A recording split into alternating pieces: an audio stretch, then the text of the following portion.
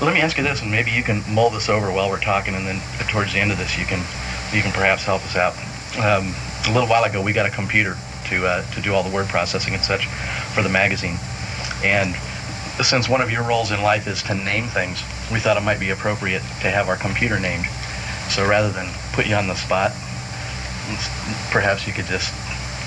I think Wanda is a good name for just about anything. Wanda? Yeah. All right. The computer then is going to be christened Wanda. All right. That gets that out of the way quick. Maybe given the fact that, the Congress just voted to stand up with Bush today, let's start off with current events. What do you think? A year ago, the Berlin Wall was coming down. As a matter of fact, the day that we came by, Ceausescu had just gotten run out of office. Russia was warming up. Those were the days. So what the fuck you think happened? There's a certain group of people in this world that like the Cold War. I think the idea of war of any description is a good idea, because that's how they make their money, and they like to see it keep going. Yeah. When all that good stuff started happening last year, they must have been pissing their pants. They were looking at their profit and loss statements going, wait a minute. Yeah. So they got their wish. Yeah. I'm sure although let's look at a few of the background details here, just so people don't get the idea that this just sort of popped out of nowhere. Mm-hmm. For the last 8 years or so, the United States government has... Joe, could you please pick up Mama? ...has paid to keep Saddam Hussein... Mom. I have to wait till she's done.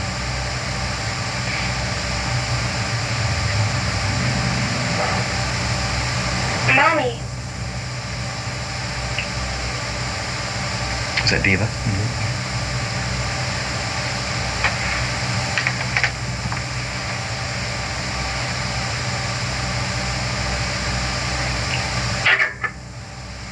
The U.S. government is paid to keep Saddam Hussein in business because he was conducting a proxy war on our behalf against Iran. Sure. So when you hear these people complain about his nuclear capability, his chemical weapons capability, and his biological capability, whatever capability he has, we're probably the ones who gave it to him. And I know specifically in the case of the biological capability, there was one of those little one-shot news stories that reported that the Center for Disease Control in Atlanta had inadvertently shipped to Iraq some really unusual, deadly virus. When was this? Within the last few months. It was a mistake, they said. Where did you hear about that from? It was on CNN. Yeah, I missed it's that one of those, now you hear it, now you don't. Yeah, that's one I missed. So, the other thing you have to bear in mind is Kuwait, throughout its history in the UN, has been the nation which was the singularly most poisonously, I'm quoting Senator Moynihan now from his speech, that Kuwait was the singularly most poisonously anti-American and anti-Semitic member of the United Nations. It has always been our enemy. I saw Regal on C-SPAN last night saying essentially the same thing. It's a fact. Yeah. Okay, so always voting against us. Yeah. But also just in the most nasty way, and always totally anti-Semitic. Suddenly, out of nowhere, the guy who was doing our fighting for us in the Middle East is now our buddy. The guy that was our enemy, we're now sending 500,000 troops to protect him, and nobody is figuring out what the end result of all of this is going to be. Yeah. A couple of examples. If you keep the sanctions in place and you think you can wait it out, you got one little problem that comes up in a few months, which is Ramadan. Now, have you looked at a map of Saudi Arabia recently? Well, I'm sure I have. Well, take a look at it. You'll notice that Mecca is behind our lines. Right. How would you like to be sitting in the sand, waiting for sanctions to bite, while millions upon millions of Islamic pilgrims flood into Mecca behind your line? Yeah. And if they go to war, if they don't mop it up before Ramadan, you're still going to have millions upon millions of Muslims behind your line. When is Ramadan? I think it's March or April. One thought that crossed my mind is I wonder if a deal has been worked out with Kuwait that if we get their country back for them, it's going to allow us to put in a permanent military base, such as the one we had in the Philippines for so long. I have no doubt that, that our military planners have been looking enviously in that corner of the world, wishing we had a base there for quite some time. It's a possibility. It's easier to get it from the Kuwaitis than it would be to get it from the Saudis. Exactly. That's the point that I would make, that perhaps a deal was cut with. I kind of envisioned it this way, that once the Iraqis started piling up all their troops and stuff on the border, if you can remember, there was a lot of comments made by, how do we let them get that far without being alarmed about it and all this kind of stuff. And we didn't really seem to jump into the fray until all of a sudden till after they'd gotten into Kuwait and started menacing Saudi Arabia. We sucked them into Kuwait because you remember the tape recording of the U.S. ambassador saying to Saddam Hussein, "We have no defense treaty with Kuwait." Right. That's like giving him the keys to the Chevy. Yeah. Yeah, go ahead. So I wonder whether it's like they get into Kuwait, we don't want them to get in, because it seemed like they were menacing Saudi Arabia there too when they were on a roll going through Kuwait. And certainly I don't think that we're in a position to want them to get control over that much oil, or certainly to get control over Saudi Arabia, where Mecca is and all that. So I wonder if at that point we stepped in and then cut that deal with Kuwait. Look, if you want your country back, let us have a base there. Because I don't think, we got so many troops there, I don't think we're going to leave. Not anytime soon. And instead of rotation, you know about the Love Boat. Yeah. Think about that. I've been seeing Doonesbury in the newspaper every day, so. Yeah. That's one of the most absurd things I've ever heard. It's pretty dumb. Who's bringing in the whores? My theory is they're going to bring them in by submarine from the Philippines, from all the little whorehouses around the military bases. Offshore whores. Yeah. So we'll have a pimp master general taking care of the Love Boat. Well, here's another thing that people haven't thought about. If the Soviet Union falls apart, all of those republics on the southern fringe of the Soviet Union that border on Iran, most of those republics are basically Islamic republics, except for the Armenians, they're Christian. But just about everybody else is a Muslim. Now, if Saddam Hussein remains as the strong man in the region, you won't have to worry about him building his own nuclear weapons. Because if the Soviet Union falls apart, and he is the hotshot of the Islamic world, all those little republics that move away could just as easily gravitate toward the Iraqi orbit, and the launch capabilities for all those intercontinental ballistic missiles that are aimed at the United States, they're in those southern republics. Yeah. Fully stocked with hydrogen warheads. So that's the real thing to worry about, not whether or not Hussein's going to build this little thing out of chewing gum and Scotch tape and try and launch it toward Europe in the next year or two. Right. Is if the Soviet Union falls apart, and if Hussein survives this, there's a strong chance that he will make a move in that direction instead of towards Saudi Arabia. What do you think the chances of the Soviet Union falling apart? I mean, Pretty good. They're certainly having a lot of trouble. There's pretty good chances that it'll fall apart, and I hope it doesn't happen. I think that what they should do is consider a new method of organizing the Union so that the people get the type of autonomy they desire, while at the same time, see, if they were 100% autonomous, they would fall on evil days financially and economically very fast. Sure. It's just like when you give an African nation its freedom, what happens? It's a disaster for the first decade at least. It would seem to me that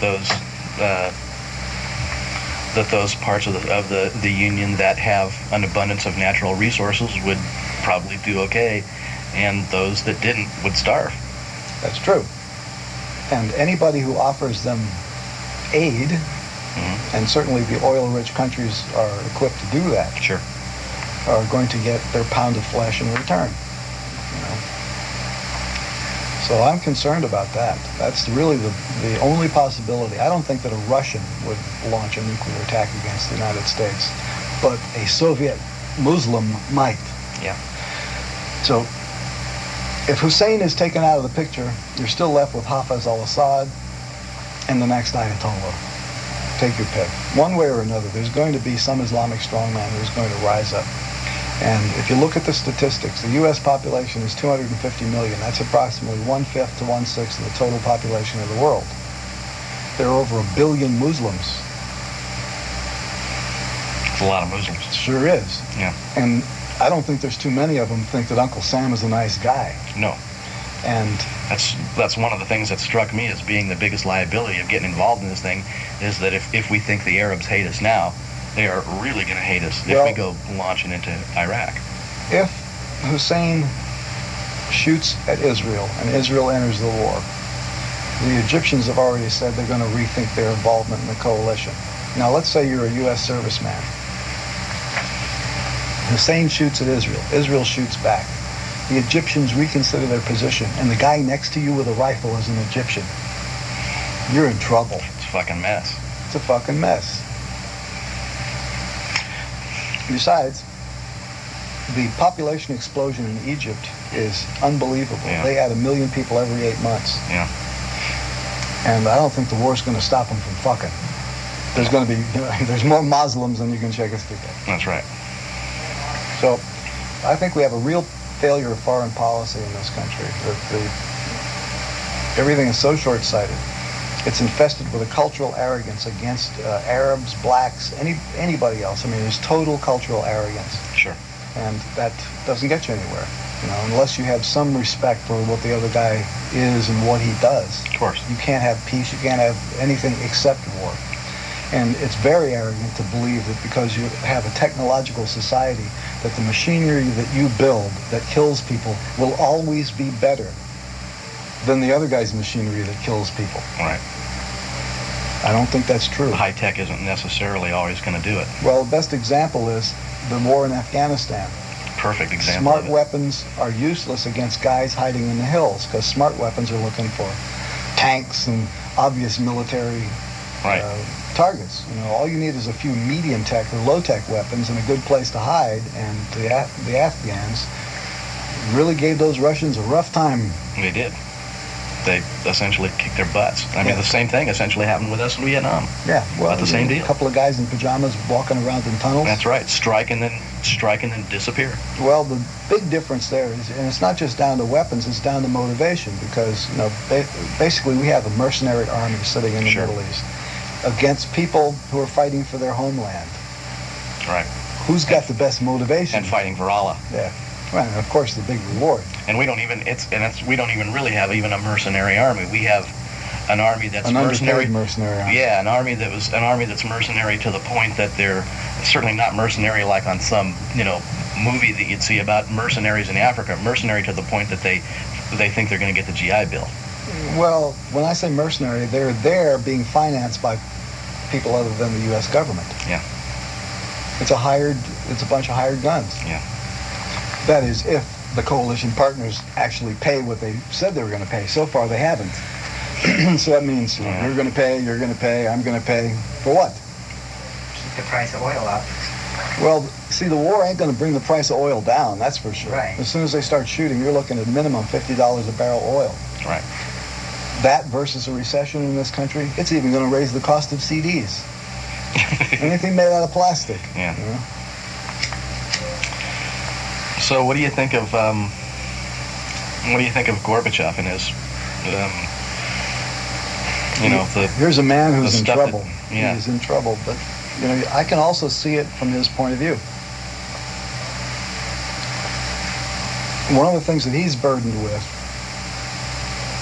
is a bureaucracy that he inherited that he can't just dismantle overnight. Right. Because there's not enough progressive Soviets to replace the Brezhnev leftovers. If he tries. You couldn't just push the button and sweep them all out, because the problems exist to a large degree in the provinces, republics, out there in the sticks, where there's a party boss, old-style party boss, who does not want to lose his big house, his black car, his special food, and his special privileges. These are the people who want to make sure that there will be no perestroika. And until you get rid of the guys at the local level, you can shuffle everybody around in the Kremlin as much as you want, but the problems of getting food to the market, getting services taken care of, controlling the pollution problems from ridiculously outmoded factories, All that stuff is in the hands of the regional bosses. You can issue an order from Moscow till you're blue in the face, but the country is so big, and each one of these guys has his own little kingdom. It's very difficult for Gorbachev or anybody to make the wheel turn. Yeah.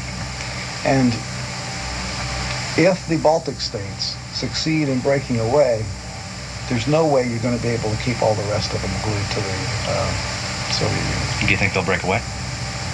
Well, the presidents of the Baltic states issued a little plea a few days ago, which didn't get much coverage in the news. I heard one mention of it, that they've jointly said, well, please, rest of the world, protect us from the Russians. Now, using Bush's own logic, that aggression shouldn't be rewarded, and territorial integrity should be maintained, and also... Yeah, for whatever that's worth. Well... Coming from Bush. Well, I mean, it creates a credibility gap right away. Sure. If you don't step in to help the Baltics, then don't give me this rhetoric about Kuwait. I'm not generally real anxious to agree with Saddam Hussein, but one of the things that he says that those people have been saying that's fucking true is that there's double standards all over the place. Well, there's no question Of course about there that. is.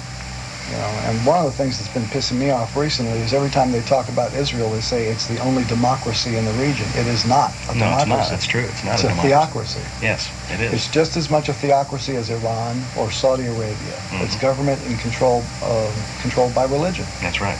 And so how can you have rational government when it's being controlled from a book that was written a few thousand years ago? It ain't going to happen. It's a theocracy. Yeah. What a drag. Yeah. Well, it helps the arms business, that's for sure. Yeah, there's no doubt that the weapons makers are rubbing their hands gleefully, getting ready to... this is the next test laboratory. I guess the last one was the Falklands. Mm-hmm. And that arena wasn't all that big, so they got to sold test... a lot of exocets, So didn't they it? got to test their exocets and their Harrier jets. But, It moved the goods. yeah. Well, let's see. Why don't we then shift into...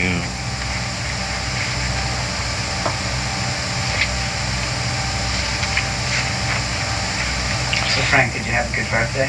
Yeah, it was nice. Did you? Yeah. That's good. Gave you a lot of nice gifts. Well, I got one nice gift. I got a brand new single there. Did No you? shit. Yeah. Brand new one? What kind of capabilities is it going to give you beyond the one that that it's replacing? It's twice as big in terms of storage, and it also has a direct-to-disc system, so it can do a lot more than the old one. All right. When are we going to get to hear something from it? Hopefully later this year. The other present that a belated birthday present that I think I'm going to be receiving is a new mixing console for the studio. All right. And since that will make a big difference in the sound quality, I'm going to postpone the mixing on the Synclavier stuff until after we get the new console. What kind of stuff are you working on? Like, what are some of the new releases or anything like that? Well, you've got Best Bands You Never Heard Of in Your Life coming out beginning of February. And that's going to be 2 discs, Let's do this. and then another 2-disc set to accompany it. Yeah, it's called Make a Jazz Noise Here. Now, if I remember correctly, that phrase came from the Munich That's right. 88 show with all the A, and That's right. all that stuff Some we big talked circle. about last time that we were here. Is my assumption correct that that set will have more things that lean towards instrumental stuff and jamming and stuff like that? Yeah, that's Can you- the reason I split them up, because the Best Band leans more toward recognizable song titles like, favorites from albums, mostly vocal material, or Right, some of the more humorous stuff. I mean, there's still plenty of solos and things in it. right. But it'll be more similar to Broadway the Hard Way. No, it's not. No? No. How is it different? Well, it's And got- that album was quite vocal oriented, and Well, it's only in that it's vocal oriented. yeah. There's not that much unreleased material on it. I see. Or new material. Yeah, gotcha. Most of the titles are familiar. And it includes Stairway to Heaven, it includes Ravel's Bolero.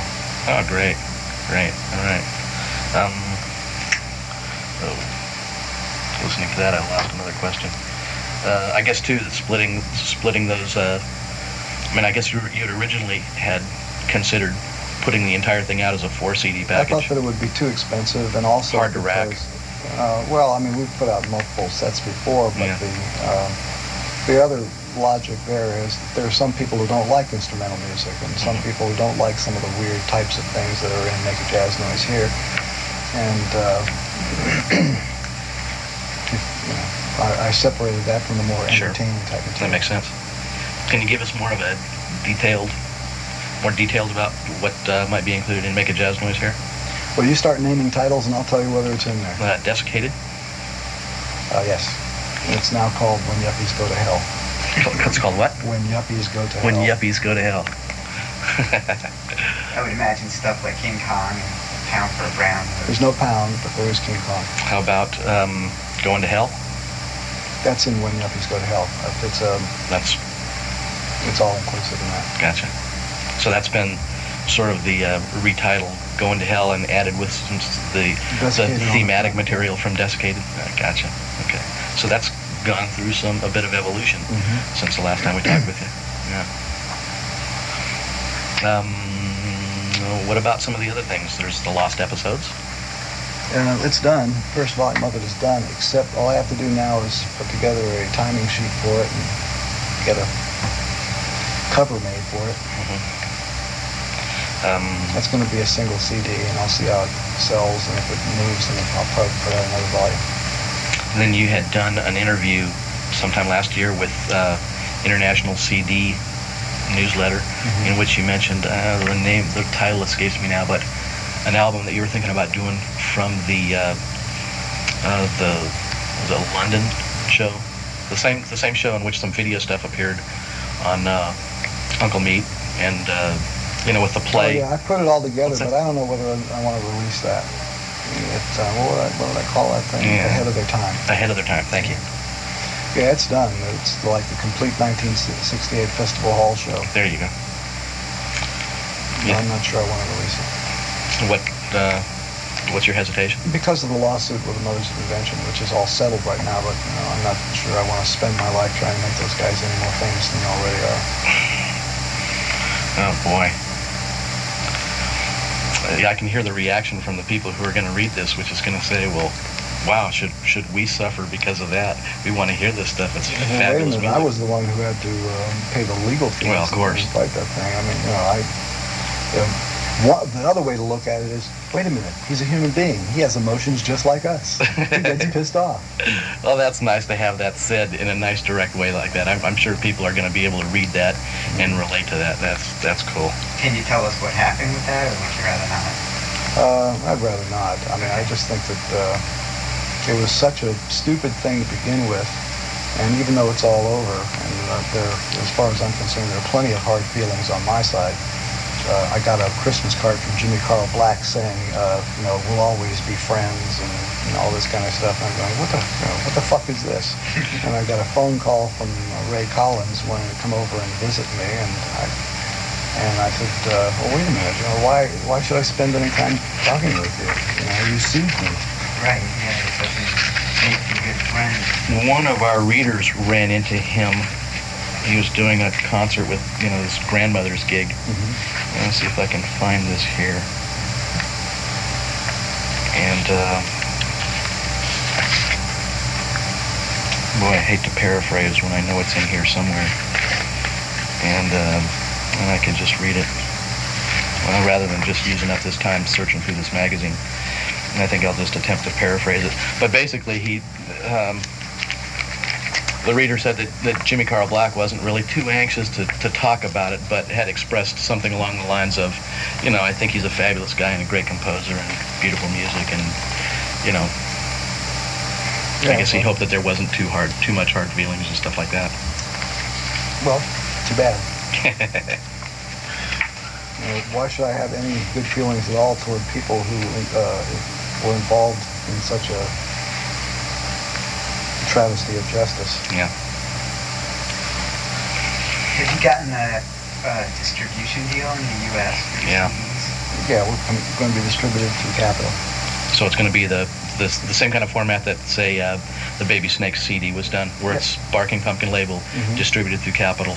Yeah. And And so essentially when those things are going to be released, they'll be released simultaneously that way here in the United States and with Music for Nations in Europe.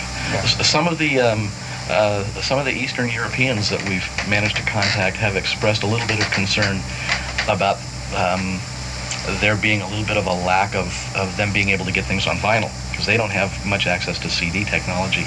They want to know if they're... Music for Nations is releasing some of these titles on vinyl. And that'll make I them don't know happy. what their Eastern European distribution is going to be, but that's kind of like the last part of the world where we're doing any vinyl. Because making vinyl product now is getting more and more problematical. Sure. Because the factories are all closing down. Right, there's just less of it happening. Yeah. It's more of an unusual... So I realize that about the people in Eastern Europe. I know they don't have CD players. So we've made vinyl masters for a lot of these titles. And I don't know how extensive Music for Nations distribution plans are for that product, but they're also aware of the vinyl market in that part of the world. I just hope that those people get CD players real soon. Well, that's in one of the letters that I wrote back to them, one of the points that I made was that technology generally is a pretty rapid thing. Improvements happen pretty quick, and it gets cheaper and cheaper, and it happens pretty fast. Yeah. And the point that I made to this guy I wrote to was that, be patient. I think that CD technology will probably come along sooner than you think it will. Yeah. It's not $100 will buy you a CD player these days. Yeah, but $100 in America ain't $100 in Czechoslovakia. That's true. That's very true. You got to jump through a hoop to get $100 in Czechoslovakia. I'm sure. We've actually managed to contact and make contact with a few of these people. Not as many as we'd like to. There still seems to be a little bit of a, an obstacle, communication obstacle that we need to overcome to get in touch with some of those people. But what was the name of the guy who sent out that kind of lengthy form letter? I don't remember. Somebody that you had Pavel? met. Pardon? A guy named Pavel? Pavel. That's him. Yeah. Great guy. Yeah. He seems, his letter was charming. Really nice to read that. I made arrangements just a few days ago for the final permission to have the book translated into Czech and published there. Also, the book has already been translated into Russian and is going to be made available in the Soviet Union this year. Something else that I had thought of, that I just remembered too, was another point that I had made with this East German guy that I had written back to about his concerns with CD. Was it would seem to me also that a lot of this stuff should be available on cassette. And I would imagine all the titles from Music for Nation will be available cassette. Yeah, and they should have access to cassette technology fairly easy, I would think. Well, that's not generally true in some of these places. Like, for example, I received a letter from a broadcaster in the Baltic states that has a radio station, a free radio station, that's broadcasting rock and roll, and they don't have cassette, they have reel-to-reel. And he was pleading for any kind of access to any kind of material, like biographical material or stuff that they can use, because they put together these very serious-minded shows, perspective on such and such. And so I put him in touch with Coda Kloot, who had just finished producing a birthday special for me in the Netherlands. Yeah, we were just talking about that yesterday. Yeah. Was it good? Oh yeah, it came out great. Well, he supplied the guy in I believe he was from Latvia. That's right. I remember hearing on the hotline that one of the countries listed as having a FC birthday special was Latvia, and make a note of that, thinking that was pretty cool. Yeah. I got to tell you about one of the best letters that I ever got from Soviet Union. Was from an officer in the Soviet Air Force. Oh, you told us this before. And I wish I could lay my hands on that. I would love to republish that letter. Yeah, you didn't save it or Gail saves these things, but I don't know where the box is where she put it. Yeah. It was a letter written on toilet paper with all the cartoons. Yeah, so you told us about it. It really sounded fascinating. The way that you put it to us was how strange it might be that this guy could be like getting off on Grand Wazoo and bombing Afghans at the same time. I how know, peculiar. It's a little baffling, but I would like to see maybe some of these more unique letters published in the magazine. Yeah, I would love to do it. I mean, our readers are pretty fascinated with this whole thing. We're really anxious to be able to pull into the fold, so to speak, these Eastern Europeans. Like I say, we've been making a little bit of headway with some East Germans. There is this group which is called the East German Arf Society, and they have gotten together for a couple of annual meetings. That's great. Actually, one of our friends took a trip to Europe and met with those people and went to one of their little meetings and was really taken with the whole experience of it. That's amazing. Yeah, and we know, certainly we've read this guy Pavel. Is that his name again? Pavel? Yeah, his letter. And you had told us about the... Did I tell you about the one I got from Siberia? I think so. And I got a rock and roll newspaper from Siberia. No, I don't think you told us about that. Yeah, this guy sent us a pre-perestroika, pre-glasnost edition of their rock and roll, at that time, forbidden underground Siberian rock and roll magazine. Wow. Or a little newspaper, actually. And then a post-glasnost issue that had a photograph of me and my lawyer and Dennis Berardi at the Stasnamen Center being introduced to this Siberian blues musician. Oh, that's right, a Siberian rhythm and blues musician. You just briefly mentioned that. The guy has like all your albums and stuff. And see, at the time that we met him, I didn't have any business cards, and my lawyer gave him his card. That's so right. This whole package showed up at my lawyer's office about 3 months ago. Yeah. It's amazing. Yeah. The world's getting smaller. Well, in some respects that's really good. In other respects it's not. Sure. Well, let's see what else I can do here. You can see I've got all this stuff. Since we have limited time, I want to try to weed through here. Oh, there was something that we were going to try to remember to ask. We were talking about. Can you remember what that was?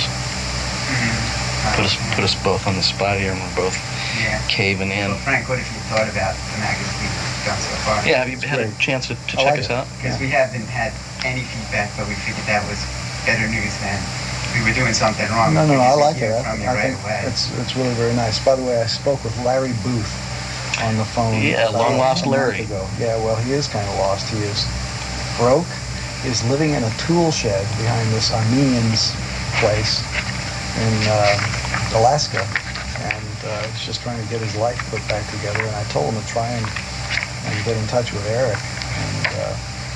And I really feel sorry for him. He's trapped up there. Yeah, well, he can't get out where it's a little warmer. Doesn't have any money. The economy fell apart. They had a recession up there. Yeah. I remember the last thing said about him was that he had gotten a job washing rocks after that oil spill. Yeah, but all that money's gone, and he's learning to be a cook and living in a tool shed. Maybe you ought to wait until summertime and hitchhike down here to the 48 That's a states. hell of a hitchhike, isn't it? Yeah, it's possible to do. We'll talk with people who've made that trip before. Yeah. So a little bit rough overland. Well, let's see. But I know that there was something that was critical that we wanted to make sure to ask. Well, maybe you'll think of it later, but Yeah, don't waste too much time. don't waste time. Yeah. Well, then why don't I get into this, which has to do with composing, which is, gets down to composing and music. That's the stuff that I like to hear you talk about the most. That's my main interest, is the music and the composing. I'll just read this here. In my own measly attempts at composition, I found that the chief obstacle facing me was trying to comprehend how to express myself, yet remain reasonably within the confines of the limitations of particular instruments. A perfect example I can use of this, and I can think of, is I wrote some piece once for a jazz band in which one of the saxophones had a trill, and it turned out that the trill that he had to play involved opening and closing with all 8 fingers, which was essentially impossible for him to do. So how do you go about, particularly with an orchestra where you've got that whole array of instruments, how do you learn the idiosyncrasies of those instruments and the limitations that you have to work in without having to learn how to play each and every instrument? Well, one thing particularly when you're self-taught like you. You talk to musicians. Show your part to a sax player, and he probably could have told you that if you'd have written the trill an octave lower, it wouldn't have been the same problem. Or there are books on orchestration that offer some clues, but if you're trying to do unusual instrumental technique, you're flying by the seat of your pants unless you play the instrument. You know, like Right. people who wish to write unusual sounding multiphonics unless they are familiar with the mechanics of clarinets and flutes and saxophones or oboes, bassoons, English horns, the instruments that can do multiphonics. Unless you really know what the fingerings are and have devised a way to write that on the paper, then there's no way to know in advance what you're going to get. That was the problem that I faced. That given the confines of my situation, that was impossible to overcome. Well, I would suggest you try and get in touch with David Acker, because I believe he made a chart one time of clarinet multiphonics. Do you know where he is? How it might be possible to get in He touch might with be in the Los Angeles phone book. I believe he lives in Echo Park. him? Okay. Came over to visit me about 8 or 9 months ago. What's he up to these days? He's still working as a music copyist and performing. He has a computer program that lets him do very, very neat music printing. It's not Synclavier, it's another kind. Okay. Oh, I know. I got one here. I gotta get this one out. This one's been haunting me for the time that this magazine has been going. One of our readers stimulated me with this question that I had been pondering about for years. There's a little riff, which I call the hippie riff, which is that thing with that little... Exactly. Now, Well, in your book, you mentioned that you had heard that, this folk rock to death thing that came from needles and pins. Yeah. And I had noticed that crops up in your work in a number of places, usually having to do With the two hippies. examples with hippies. It's the hippie noise. Right. So, can you explain exactly how that came about? Where obviously it's something that you find humorous. What was the root? Well, it's not just that it's humorous, it's so cheesy. Like the Byrds use it all the time Sure. in their records. Sure. And all it is you make a D major chord Right. and wiggle one finger. It was, in my earliest times of learning how to play guitar, it was one of the first things that I went, ooh, this is cool. Yeah, right. This is easy, and it sort of sounds cool in a cheesy little way. Well, that's what it is. It's something that sounds cool in a cheesy little way, and everybody did it too much. And it was something that was definitely related to things of a hippie nature. Yes. All right. I think the other thing might have been, we were asking you about who sang on, like, Flambe and those Oh, songs. yes. Yeah. And Dennis came across... I came across an interview that you Robert did Klein. in September of '79 with Robert Klein on his television program, and another guest on that program was a woman whose name was Genya Raven, who used to sing with a band called Ten Wheel Drive. Yeah, I know. Was that the woman who did those sessions? Because on that recording, she had said something about doing some session work with you and singing. You had given her some charts, Yeah, and she didn't know how to couldn't read, do 'em. but it wasn't her. No. It's Bob Harris's wife, Thana Harris. Ah. Thana Harris. Is that the same person as a Susanna Harris? Could be. Yeah. Yeah. Nickname or different name or whatever. I guess the thing that made me think about Genya Raven was that she had talked about, do you remember what she did with you? Something that you brought her into the studio and did something, but she sang a few notes from Time is Money, which is one of those things that we've heard with that. I don't recall the interview, but I mean the final versions that are going to be released have Mrs. Harris. Will you release those? Yeah. Do you have any idea when, date-wise, she Sometime did this those year, recordings? 'cause I think there's, we're trying to get all the remaining catalog on CD this year. Do you remember when the recording sessions occurred that she did those vocals? Was that something that strikes me as being mid-70s, like around the time of Studio 10 and stuff like that, or was it later at the time of The them or Studio us? 10 masters existed as tracks, and she was brought in to overdub on those tracks after we got the first digital machine. 83. 83, around the them or us time. Yeah. Yeah. Because I noticed that there was, certainly that connection between Hunch and Toot and that group of songs, Yeah. which I guess came out, which I guess you had done some of those initial recordings around the time of those, Sleep Dirt, Yeah, Studio 10 I sessions wrote and all Hunch and that. Toot when I was in the wheelchair Right. in 72, Right. and then some of the first attempts to play the tunes were done with that 73-74 band. The tracks were cut at that place up in Colorado, Jim Gershow's studio. Caribou. Yeah, we did the tracks in Caribou. And then I noticed that on Them or Us, there is the song Planet of My Dreams, Right. which I That's knew one- was part of that whole Punch and Toot thing. That's one of the Caribou tracks with a digital drum overdub. In fact, Uh-huh. all these things that are going to be released with the vocals on it will have the digital drum overdub. Mm-hmm. All right, where is Okay, that? Dennis, let me take a moment here to take these tables. Oh, there was something else along with that hippie riff. I got that card right here in this mess. What was Pipco? Pipco, it baffled me for a long time. Turns out to be a Little League shirt from Santa Barbara, from Santa Barbara Pipe Company, I believe. So maybe it was Pipeco, Yeah. not Pipco. I'll just throw some of these at you while I'm whipping through here. Will we ever get to see some of the film that was made at the Roxy 73? Not unless I get to be very, very, very, very rich and have an awful lot of spare time. Because all the film has been transferred to video, but none of the audio has been synchronized to it. I see. So before you can edit it, it all has to be synchronized, and that's a pretty time-consuming and expensive process. And then, video editing costs a lot of money, Sure. and I don't have any of that equipment here in the house, so I always have to rely on somebody else's studio, and it's it runs about $600 to $700 an hour. That's, yeah. Besides theme from the movie Spinal Tap, what does Smell the Glove mean? I think you'd have to ask them. But what does it mean to you? Because you used it in a couple songs. I would imagine it has something to do with a proctologist.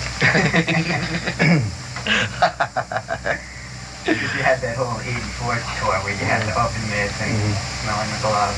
Well, that was, remember, there's so many entertainers who were wearing one glove in those Right. days, Especially Michael. Yeah, we would show up at concerts. There'd be people out in the audience with one glove on. Like, ooh, look how cool I am, because I can, wear one glove too. And it was just another example of Americans wanting to be trend followers. Now you see it, now you don't. So as long as they're wearing the glove, I suggest that they smell it. All right, here's this thing I was looking for. This has to do with xenochrony, which is, again, another subject which is provoked, which is run my telephone bill up with long-distance calls with other people that I've speculated about this almost endlessly. That being, certainly we understand that the main concept of xenochrony is to take two or more musical entities that were constructed unrelated to each other and then combine them for the finished result. If something is done, like, let's say, a guitar solo which is performed in a live concert, and then that's going to be superimposed over a song which is recorded track by track in the studio. If a person who is putting down some of the background track, like say a bass player or a drummer, rhythm guitar player, etc., if he is putting those tracks down and using that guitar solo as a reference, listening to it over the headphones while he's doing it, would that still constitute what you could call xenochrony, since there is a reference, a link that's there? Of course. In fact, I've made people double parts of those superimposed guitar things, just so that there is a link. And I don't understand that in the way. Well, let me back up and maybe say it this way. Xenochrony, strain synchronization. Sure. Okay. The basic synchronization that happens is the rhythm of the guitar solo, and maybe even the key of the guitar solo, as opposed to something else in another key and in another tempo. Those things sandwiched on top of each other. It's creating a rhythmic dissonance, a rhythmic friction. Right. Because it's never going to resolve exactly, even if the tempos are similar. It's just not going to land exactly. And it takes a certain amount of experimentation to get a musically pleasing result with that. I mean, it's not going to work every time you try it. Well, like in the case of Rubber Shirt, where you've got the bass and the drums, which never listen to each other at the time, and then without them being present just with the tapes, you combine them together, you get this thing called xenochrony. That's pretty simple, pretty easy to comprehend. But I would wonder if it would still constitute what you would think of as being xenochrony if in the course of, from what I understand, there was a fair amount of xenochrony that occurred on the Them or Us album, with the live solos and such that you had performed in concert that were superimposed on top of stuff that was backing tracks and such that was done in the studio. Am I correct on that assumption? More of it in Joe's garage. More of it in Joe's garage is the perfect example of it, where almost everything was done that way. The only guitar solo that was played in Joe's garage was Watermelon in Easter Hay. Then at the time that the other backing tracks were being constructed and it was all being put together, were those backing tracks in any way during the portions in which they were backing the solo, using the solo as listening to that solo as they were playing the tracks, or were they I think in the case of Joe's garage, usually not. Yeah.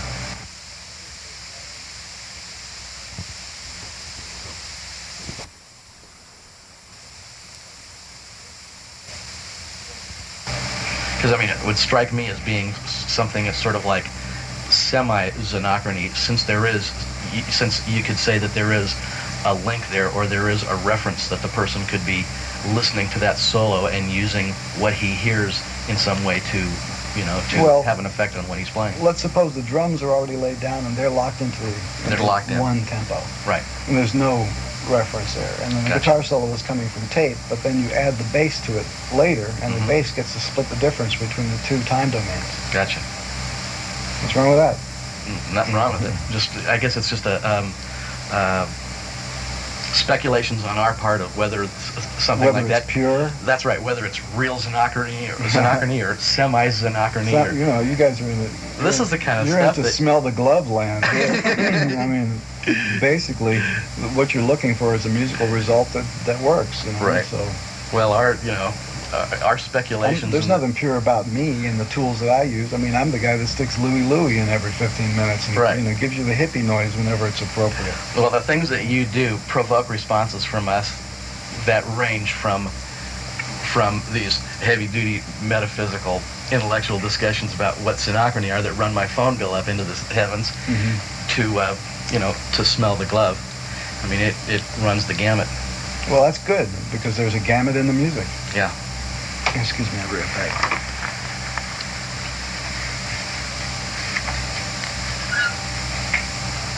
You want to go on pause here? I remember I did that last time. Left it on pause. I noticed that there was a real similarity in the melody structure of Chana and the Bourgeois and that old song, Working on a Chain Gang. Is that coincidental or purposeful? I don't hear that. Chana and the Bourgeois. In the bourgeois, working on a chain. Oh, that part. Going down, down, down. Coincidental? That's working in a coal mine. Coal mine. What did I say? Chain gang? Pardon me. Coincidence. Coincidental. Okay. What can you tell us about the nearly uncontrolled laughter that permeates the beginning of Watermelon and Easter Hay? I believe it has to do with the phrase "who gives a fuck" or something like that, and there's you're really cracking up. What was happening during that session that was causing that? Well, I just realized how true the statement was, and I amused the shit out of myself. All right, here's another one that might be sort of semi-related. Tell us about how Little Green Rosetta came together. That's a pretty Little Green absurd Rosetta piece. was originally done as a demo at a session in Studio D at the record plant in circa 1974, about the time we were recording Gregory Peccary, 73 or 74. And it was just George Duke playing attack piano and me singing on top of it. It was just a little stupid song. I always thought it was just a nice little stupid song. So it was put into Joe's garage to function as a replica of a cast party. Like, okay, the show's over, and now everybody in the cast is going to get together and sing a stupid song. And that's, if it were being staged, that's what it would look like. That really sheds some light on what the meaning of that is. Yeah, that makes a lot more sense. Well, speaking of that, what does Rang Tang Ding Dong? Oh, Rang Tang Ding Dong, I Am the Japanese Sandman is an actual rhythm and blues record that I owned when I was in high school. It was by a group called the Cellos, I believe. I can't say I heard that I one. always wondered what that one meant. Well, the way it went, they had this chant that went, "Here goes Rang Tang, ding dong, bump de dee something like that, and then it stops, and then this one guy in the group goes, "Hey, all you guys get to say the big stuff, and all I get to say is, here goes Rang Tang." Oh, that sounds great. All right, I'll just read another one here. In a 1984 interview with Charles Amercani, and you mentioned having composed a sampled piano concerto on the synclavier, which you sounded very enthused about, and during our last interview, you mentioned that a piano version of Times Beach is included as part of Phase 3. Is there a relation between those? No. Do you remember the concerto that I was talking about? Mhm. What can you tell us about that? I never finished it. Will we ever think we'll ever get to hear it? I don't know if I ever finish it. In another Charles Amercani interview, you mentioned that Sad Jane was originally written as a tune for one of your rock bands who weren't able to execute it sufficiently for stage. Right. Do you remember which? It was a 79 band. 79 band. Mm-hmm. Yeah, that's really like to hear a rock version of that. Yeah, well, actually, maybe it was even before that. I might have even started working on that when Bozio was in the band. Yeah. Could even go back to 76. Here's another reference to another old interview that I heard. In 72, you did an interview with Martin Perlich, and you said that it was your premise that one could have harmony constructed out of rhythms. Yeah. Remember that? Can you elaborate on that? Well, pitches vibrate at a certain frequency. Sure. Okay, so A440 vibrates 440 times a second. Cycles per second. Okay, well, what if there were beats instead of cycles? So you could harmonize 440 beats per second, which would be like, if that was a wood block just being Right. played very fast, it'd be like some kind of a roll. And you harmonize that with 120 beats per second on another percussion instrument or whatever. And so you would have those places, when you would combine the two, you'd have those places where they would strike at the same time. Yeah, okay, but see, And that sort of thing. that's really not a good example because those rates are all so fast that you'd just be talking about rolls. But if you understand the concept that we're talking about periodicity, Sure. you're harmonizing periodicities. Mhm. So in order to hear the type of harmony that I was referring to in that interview, they would have to be lengthier periodicities. Like if you took the 440, the 120, 360, all these different numbers, and you took that and you multiplied it out so that there was more space in between the beats, Sure. then you would hear that kind of harmony. And that's the kind of stuff I can do on a synclavier. Yeah, imagine. Synclavier would be perfect for Yeah. mathematically working those things And out. speaking of that, I got a phone call from Conlon Nancaro recently. I finally got a chance to talk with him. Uh-huh. What's he have to say? Well, he's ill right now. He's getting over a stroke. But it's nice talking with him. Do you think you'll ever be able to expose him to the synclavier? Well, I know somebody else has. Oh, really? Yeah, I think I heard a rumor that Henry Kaiser had given him a whiff of it. Yeah, I mean, it's always from the moment that I was aware of both of those two types of music, it seemed to me that his was the wooden version of that, Mhm. wooden and metal strings version of Well, that. for those of you who are interested in his music, I was told that it's just been released on CD in a recorded version that is so accurate it lets you hear the paper going through the player Oh, roll. wow. Would this be like his studies for player piano, that Mhm. that stuff? Yeah. It's pretty intense music. You have a very nice and neat term for changing a lyric to suit a specific occasion. You call that lyric mutation, Mhm. which just fits perfectly for what you do with that.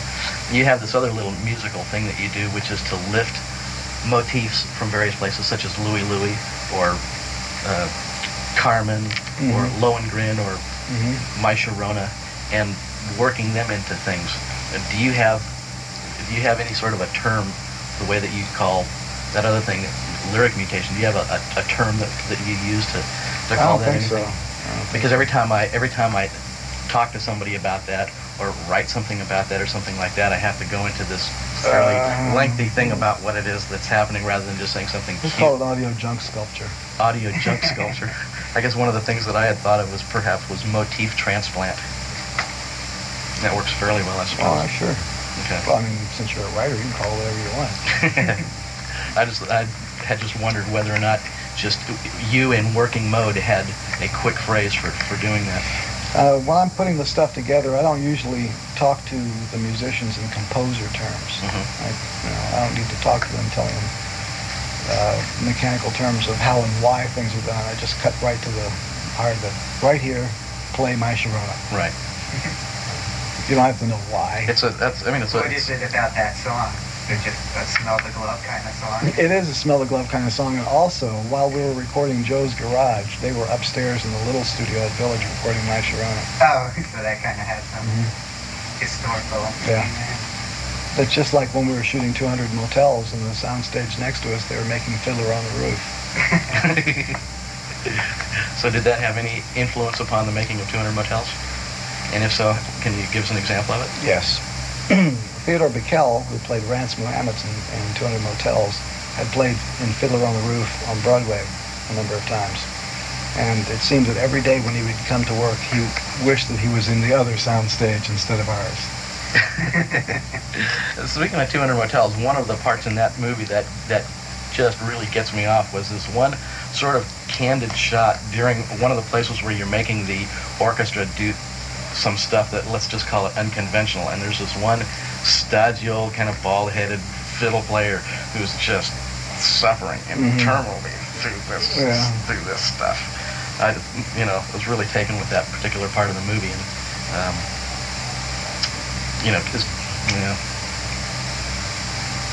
what was that guy's? What was his name? No, not so much what was his name. I mean, certainly I don't care about that, but I mean, was he just like, very representational of what that entire orchestra was doing, or was it just some of those? I can imagine there must be some of those people who are having to, what are we having to do this shit? Well, most of them, actually. Because it seemed on film like some of them seemed to be kind of enjoying it and cracking up. And well, that kind of attitude usually was reserved for percussionists. They like any excuse to bang on something, because usually during orchestral music they're counting rests. And so when they've got a lot to do, they're happy. I received a letter recently from a guy who's a music student in England, and his teacher is Elgar Howarth. Gary Howarth, the guy who conducted the orchestra. Right. And this guy said that he was surprised that I had used him for this job because he appeared to have absolutely no sense of humor. Okay, speaking of other composers and such, the 1970 concert that you did with the LA Philharmonic, Zubin Mehta, I've heard a cheesy little audience tape of that, and at some point, if memory serves me right, there was something that is said from the stage that pertains to the fact that another composer, if I understand this correctly, named Mel Powell, who was supposedly also in that same concert, had gotten pissed off about something and had just left, and so his music didn't get performed. What's the story behind that? He had some electronic equipment that he was trying to hook up, and it didn't. They had some technical problems with it. It was, I think it was something for tape and orchestra, and he had some problems, and he just got pissed off and left. So that was that. Yeah. All right. So we've heard that Diesel's going on tour? Yeah, it's not booked. I mean, he's rehearsing now, and Amit's the lead vocalist in the band. And the album cover is almost done. We've heard that he's doing some of your songs. Not on the album, but on the tour. How do you feel about that? Fine.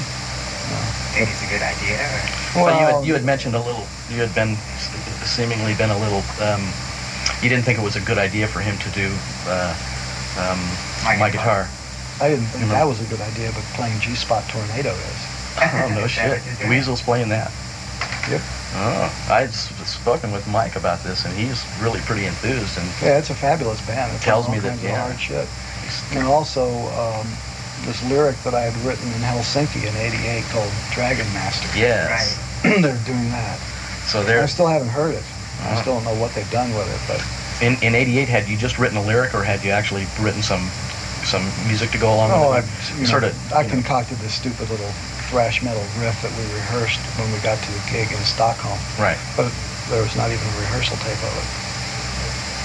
So if anything. So they had started from scratch with it. Yeah. They also just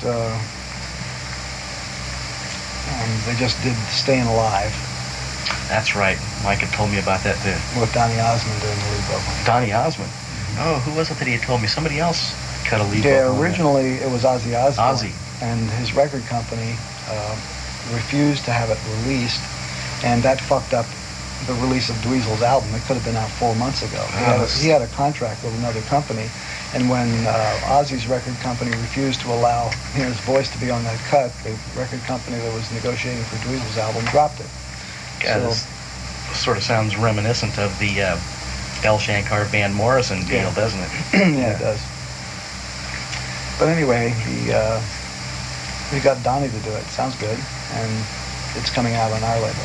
He's not too bad of a singer these days. He's a good singer, Yeah, I mean, it's and he's a nice guy, and he's Well, struggling so much with that Donnie Marie image. That's right. You know, it's I- nasty. I saw him on Larry King a couple of weeks ago and was really surprisingly taken and found myself just going, this guy's all right. He's all right. Yeah, and certainly I'm aware of his outspokenness about music censorship and all Mhm. that. He's on the side of the good guys. Yeah. I'm glad to see that.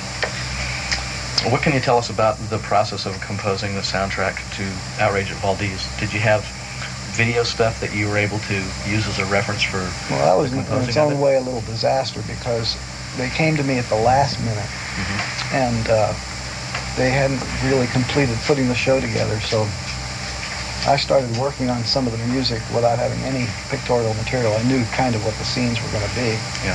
So I started sketching the stuff out before I even got to the videotape. So then they gave me the videotape. And I finished the cues off and timed them exactly to the picture, to the code that was on the videotape. But it wasn't the final edited version of the show. Ah, It was, very seldom does a composer get to do work to the final thing, because they're always fucking with the pictures up until the last minute. right. Unfortunately, what they did with the tape that they gave me to write the music to, Mhm. the one that wasn't the final was done with non-drop code. Do you know what that means? No. Okay, well, somebody out there will know this. And then, when they gave me the final videotape, it had drop frame code.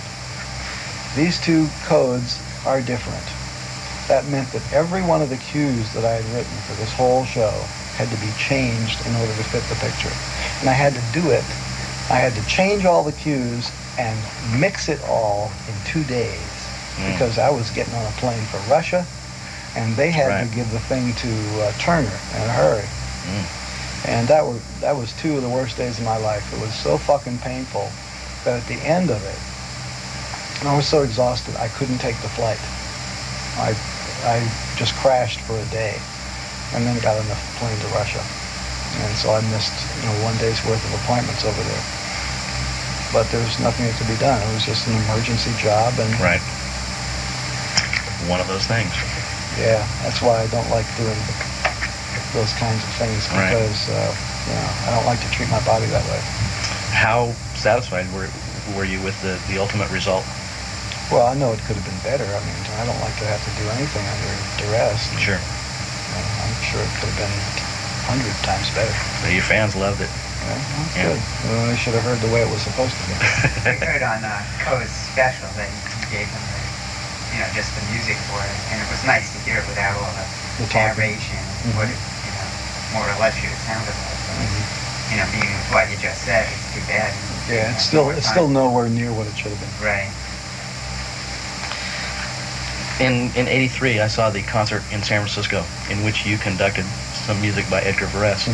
And seeing, I was familiar with those compositions. I'd listened to them many times, and if memory serves me right, even attempted to read a score along with, perhaps futilely, with some of that stuff. But when I saw that performance, it gave me a completely new outlook on that music, simply because I was able to see how the syncopations were working within that, And within the beat that you were swinging there with the baton. Completely changed my whole perspective on this. I happen to think I did a fabulous job conducting those pieces. I have a cassette of it, and from a rhythmic standpoint, I think I'm getting real close to what's on the paper in both those pieces. There's a couple of things that I didn't like about it, but I thought it did a good job on it. How did you feel that the ensemble did as far as? Pretty good. I had one rehearsal. So. Kind of jumping in deep end, huh? Yeah, well, I'd rehearsed the score at home, just beating thin air. And I knew what the pieces were supposed to sound like because I've been listening to them for years, so that part wasn't so hard. But, I've only had about 3 hours with these guys on the day of the show. Sounded great to the audience. Yeah. And, certainly I'm familiar with those pieces. Have no doubt I haven't had the hours of exposure that you had. I certainly didn't have my old record with the chalk marks on it to play for my friends, but I was myself, and I'm sure the rest of the audience was rather pleased with that concert. Also the Webern stuff, which you didn't conduct any Webern, did you? I myself hadn't been exposed to that much of his music, and that was kind of nice to have that open a new door for me. Have you since heard any other Webern pieces? No, I don't have access to the music library at the school I used to go to, so that has really, and since I can't just walk into Tower Records and go, buying this CD and that CD because my personal budget won't allow it, it's really slowed down my exposure to a lot of new stuff like that. But I know that you have highly recommended the Boulez recording. There's a 4 CD set, Complete Works of Anton Webern. Complete Works of Anton Webern, yeah. And that I've been looking for and haven't been able to find it. It's a Japanese release. I don't think it was released by a Japanese CBS. I guess in the U.S. they figured nobody would buy it. Yeah. I keep waiting for Harry Parch and more. I've gotten a little bit of Varese on CD, but I keep waiting for that stuff on CD. Boulez has a Varese CD. Yeah. Yeah. With what pieces on it? Equatorial, Arcana, Ionizations, density 21.5. I think it's got everything except Nocturnal. Is it good? Yeah. The last few cuts are DDD and done with the Ensemble Intercontemporain. And the other cuts are earlier recordings. Yeah. Okay, let's see. We've all heard about the famous calamities in Montreux, Rainbow Theater, and all that. I've always been struck by the notion, particularly the stuff that you can see in Baby Snakes with people coming on stage, and with dance contest on Tinseltown Rebellion, where you've got this guy named Butch who seems like he's just barely under control.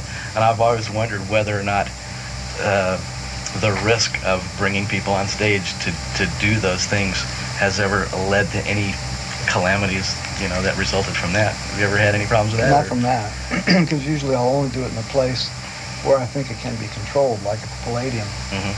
Besides my personal bodyguard, there were always 2 or 3 of the Palladium bodyguards standing by. So I felt fairly safe to do that. And I don't think that the people in the audience want to hurt me. I mean, there may be 1 or 2. I guess I'm not so much thinking of people getting hurt or buildings burning down or, any, really heavy duty stuff like that, but just, I guess the sense that I get from, like I say again, from Baby Snakes and from Dance Contest is stuff almost out of control.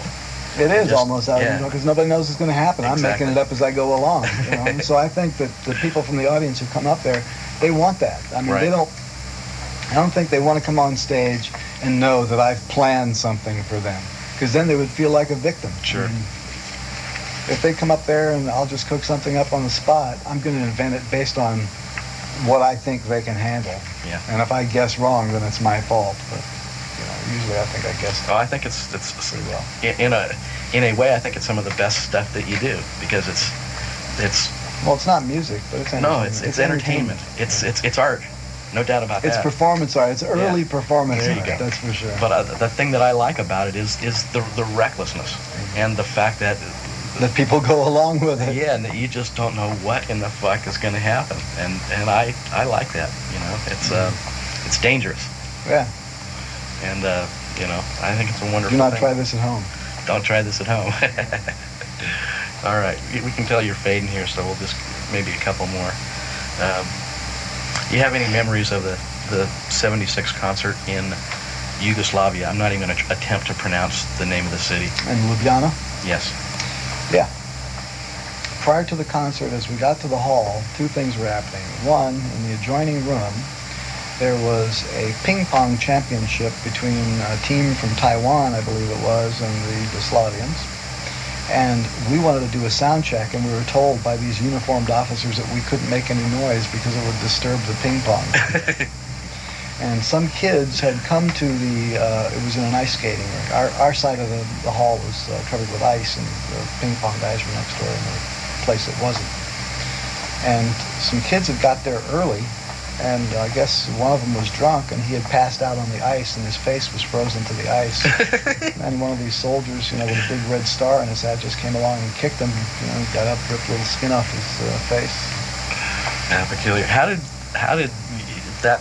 Zagreb was totally different. Zagreb was an interesting concert because even though we had some of these old, burly communist types standing right in front of the stage, like bodyguards they were looking at the audience, and we were above them performing. When we were playing songs like the Illinois Enema Band, that these guys were turning around and laughing, and the audience seemed to understand all the words to all the songs in Zagreb. The English comprehension seemed to be better in Zagreb than it had been in France or Germany or any of the other countries we played in on that tour. And but when we got to Ljubljana, that was another whole story, because the English comprehension was way down. It was a much more difficult concert to put on. How did you guys wind up being able to go to Czechoslovakia at that time? That wasn't Czechoslovakia. Pardon me, Czechoslovakia, Yugoslavia. We were invited in by the Yugoslav Tourist Board. It was an officially sanctioned visit. And at that time, it was my understanding that Yugoslavia was the most liberal of all of the East Bloc countries. I think that was probably very true. Yeah. That Marshal Tito was still alive at that time, and it was a little bit more suave there than it was in the other countries, which were very bleak at that time. Yeah. Okay. But let me tell you, if Yugoslavia was the most liberal of the workers' paradises of that era, the other places must have been pure hell, because they wouldn't let us take photographs of anything. They sent a man who looked like Khrushchev into our room in the hotel to check to see whether we had any girls every night. Come in and search the room.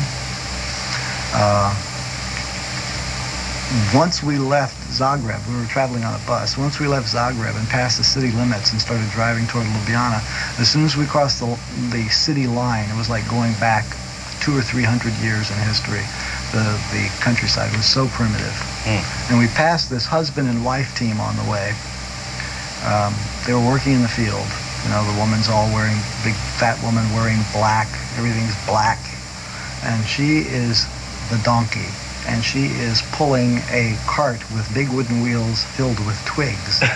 And walking behind her is a husband with a switch. How medieval. It was truly medieval. I couldn't believe it. Jeez. Did those concerts take place at the time that you were touring in Europe, or? I think that was a standalone event. A special thing where you guys just flew over because there was and a did it? journalist who traveled with us, woman from some magazine, I can't remember, who covered it. You remember? Maybe I can help you to. Maybe you can help me to kind of date-wise pin that down. Do you remember if that would have been during that late '75 period? Probably, because Norma Bell was in the band. Norma Bell was in that band. All right, then that should help pin things down date-wise a bit. Yeah. All right. Do you think you'll ever release anything with Norma Bell or Well, I've got plenty of tapes with her on it, but in those days, all of our road recordings... Bianca Oden. I don't have too many recordings of Bianca, but the band that Norma was in, we just started recording our live shows on a Nagra, so we have these 2-track tapes that were made with just a stereo microphone hanging in a light truss, picking up the whole ambient sound. And the sound's really not that good. Well... Do you pretty much have like the whole stage series done at this point? Yeah. Pretty close. Yeah. Is that one of the next releases too? Oh yeah, the volume 4 is set to come out. Yeah, it's the one that's got why doesn't somebody get him a Pepsi? What was the basis for the title of that? since you certainly don't, as far as I could tell, I wasn't able to in the early version that I've heard, not able to hear that anywhere in the lyrics. All right, It's here's the Torture Never story of Stops. why doesn't somebody give him a Pepsi. When I used to go over to Vliet's house when he was in high school, the only thing you would ever hear him say is, "Sue, get me a Pepsi." He was always yelling at his mother to get him a Pepsi. And, you know, sometimes the Pepsi wouldn't arrive. So it was like, please, somebody get him a Pepsi. You told that story in your book, though. That one slipped by me. All right, let's see. My sister-in-law wanted me to ask you kind of a spiritual question about it. Metaphysical. Yeah, like what do you think happens to us when we die? Dust. That's pretty much what I think. Pretty much become worm food. Yeah, well, unless, of course, you're cremated.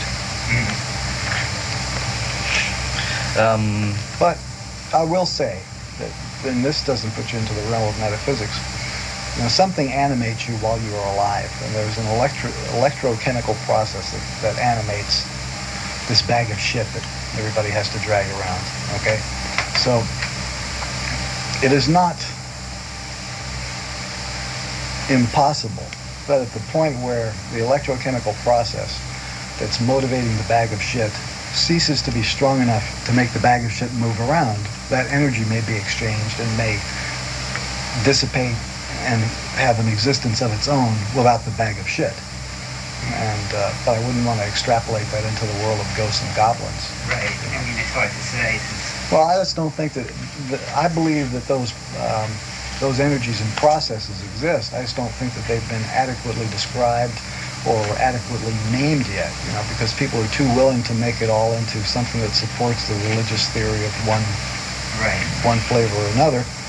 And if you start defining these things in nuts and bolts scientific terms, people reject it because it's not fun. It's, you know, it takes some of the romance out of being dead.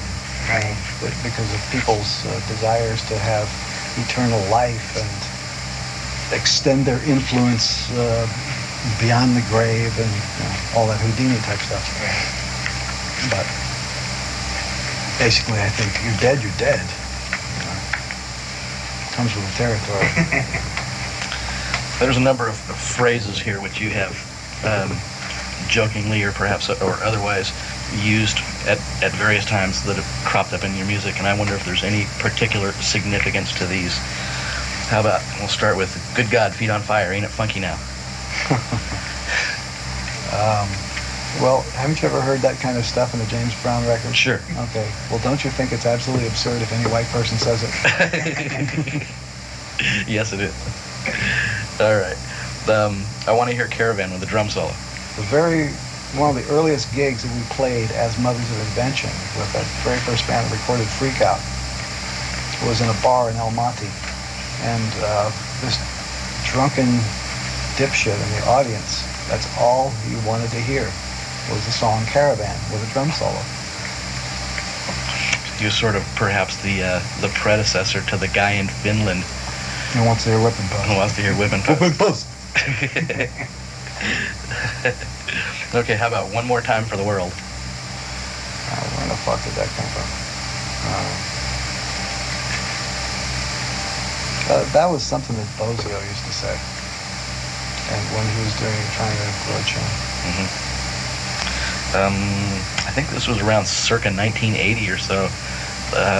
Some of the last shows at the end of, there's two tours in 1980. The second tour, there was no problem, which was said over and over and over again. Well, because in Germany there's an expression, keine Probleme, no problem. See. And, you know, usually when they get to the point where they're telling you there's no problem, there certainly are problems. Yeah, I've experienced the same thing in Latin America, no problema. Yeah. All right. And then, is this trip really necessary?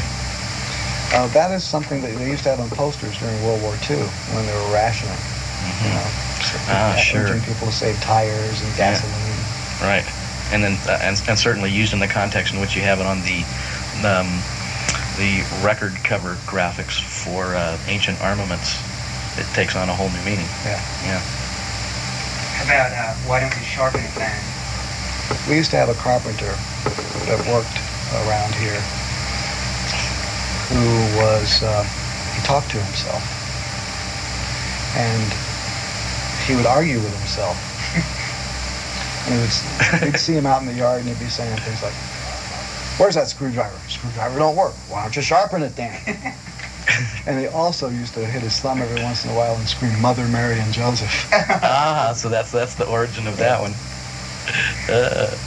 That's great. I've got definitely more success with these things than kind of what I expected. I sort of thought that a lot of these things would just be, well, nothing in particular. But yeah, these all have some significance. Most of the things do. Yeah. They may be obscure, but they came from someplace.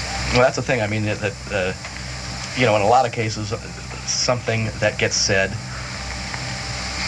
we recognize that it might have some significance, some arcane kind of significance that we might not know about, or it might just be some little dipshit thing that was thrown in there. And it's always kind of mysterious to try to separate which ones have meaning and which ones don't.